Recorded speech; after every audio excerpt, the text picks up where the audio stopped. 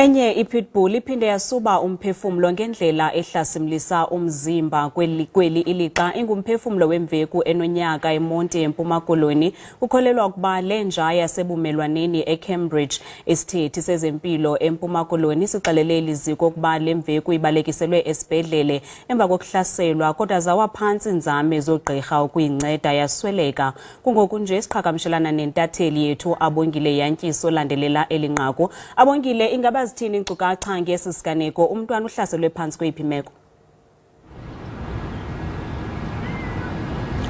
Lisakuvakala ukubana esi siganeko senzeke izolo phakathi kwamaxesha u-5 no-6 ngoba thina sive around 7 nalapho kutyholwa ukuba lo mntana ebedlala phandle ehleli nomamakhe ile pitbull ilapha ekhayeni nabo cause bebetyelele kulo mzi kwaye kuthiwa bebengaqali ukuya kulo mzi izihlandlo ezininzi bebesiya kodwa zange yabonakalisa bundlobongela ngakulo mntana lisa namhlanje iphezolo akwazi uba yintoni kanye kutyholwa ubana kukho inja ebidlula ngendlela lisa nalapho ifumana i-attention yale pitbull ithe ungayifumani yabhekisela kulo mntana lisa yamthatha ebanjwe ngumamakhe njalo bemtyisa ikeyiki xa sisiva ngelo xesha kodwa ke xa usiva kwicandelo le-SPCA elijongene nobundlobongela ngakwezinja apha kulo mmandla waseMonti ithi yona ubana umntana ebehleli yedwa kunye nale pitbull abazali bengaphakathi endlini.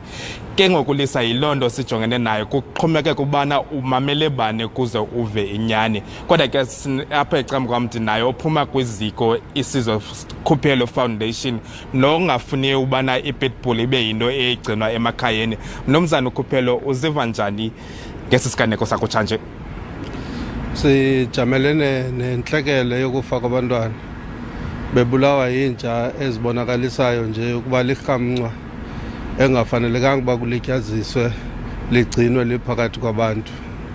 Angeke kufa abantwana eBloemfontein, kufa abantwana eGqeberha, kuzofa umntwana eMonti, kanti siza kuthula sithi hayi yinto nje le eyenzekileyo njengengozi. Eli lizwe lisengxakini, linentlekele yepitbull. Lenja mayibhangiswe isuswe phakathi kwabantu. Kutheni nikhetha lena ipitbull? Zikhona ezinye ezikhona ezinye intlobo zezinja, kutheni nikhetha kanye ncakasana ipitbull tata? Bonke abantu naba baqhawuka ingalo batyiwe ipitbull, abantwana abangcwatywayo batyiwe ipitbull. Zikhona izinja zininzi, akuvakali bazibulela abantu. Lenja ebulala abantu, noba utshona kweliphi iphondo ipitbull ebulala abantu. Andazi uba kufuneka kude kuthiweni ke eMzantsi Afrika abantu zabayibona into kokuba lenja lirhamncwa mayihambe iyohlala ngapha ehlathini ibhangiswa phakathi kwabantu. Urhulumente ayisuse kuluhlu lwezilwanyana zasekhaya. Umnini wepitbull le ibulale umntana uthi ubana angaphinda abe nayo ipitbull uba angalifumani ithuba kwaye xhasi esisimemelelo senu ne-SPCA apha eMonti ithi nayo ayisixhasi esisimemelelo kodwa ke bathi bana bakuqiniswe imithetho ekumayelana nepitbull. Ungaphefumla uthini ngalomba? Azothukanga, bayandolosa bonke nalapha kumakhasi onxibelelwano bayaqhayisa ngezi zinja ngongathi akufi mntu. Ubomi bomntu obubumkayo kunyathelwa ilungelo lokumgaqoseko elisinika ilungelo lokuphila. Bonke abantu bagcine ipitbull bathe kwakubakho esimemelelo baqhayisa ngazo njengesixhobo sokubulala. Ababoni into igwenxa ngokufa kwabantwana. Yile nto kufuneka abasemagunyeni ke bangenelele bamisele umthetho za kuzibhangisa ezi zinja.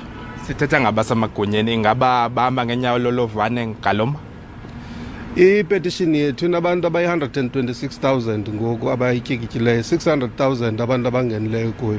Loo nto bekufanele iyamxelela urhulumente into kokuba abantu baseMzantsi Afrika banenkxalabo engummangaliso ngale nje. Silindele ke into kokuba side sinikezwe umhla esiza kunikezela ngawo le petition. Lo gama singekayisi siyabacela abantu bangene phaa kwiSizwe Foundation kwi-Facebook page bazayifumana ilink ebasa apha kule petition batyikitye siye phaa ePitoli ngobuninzi bethu sinesignature ezininzi ukuthetha norhulumente into yoba makususwe elirhamncwa phakathi kwabantu.